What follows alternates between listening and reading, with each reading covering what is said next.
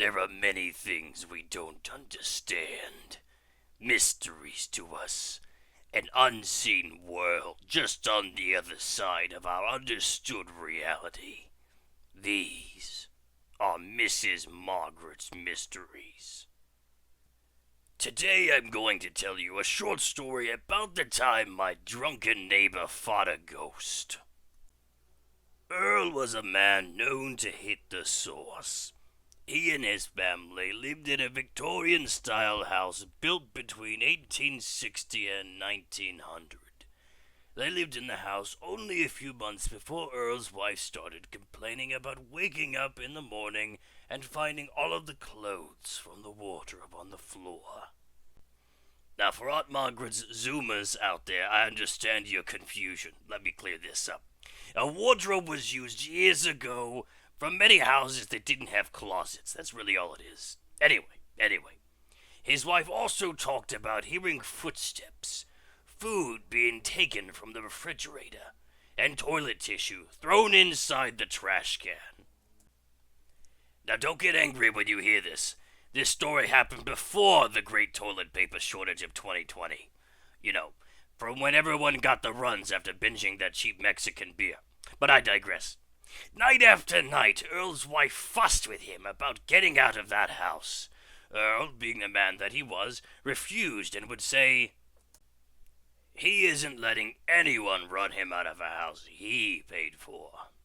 Months passed, and finally Earl could no longer take his wife's nagging.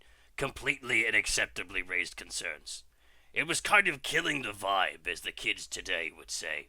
And of course, when any rational man is faced with the choice of being sober or single-handedly fighting off an invisible force with an unknown fighting potential, Earl did the one thing that came naturally.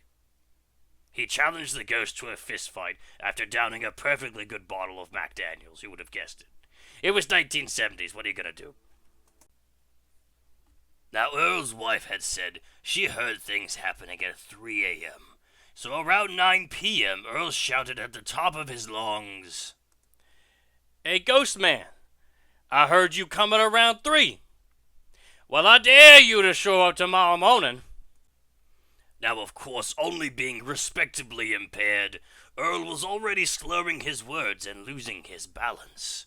By midnight, he was fast asleep, and as fate would have it, right at 3 a.m., Earl awoke to a blood-curdling scream. The clothes thrown from the wardrobe, the food taken from the refrigerator, and the toilet paper in the trash.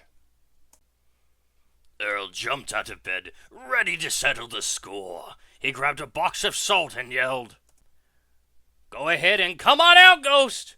Fight me like a man!" But everything was still and quiet. Earl took some of the salt to his hand and threw some near the wardrobe, then the fridge and the bathroom. "Take that and that," Earl yelled. And only moments later, the whole house, the children, Earl and his wife, heard a loud, deep, and demonic laugh. And needless to say, when daylight came, Earl was the first one out of the house.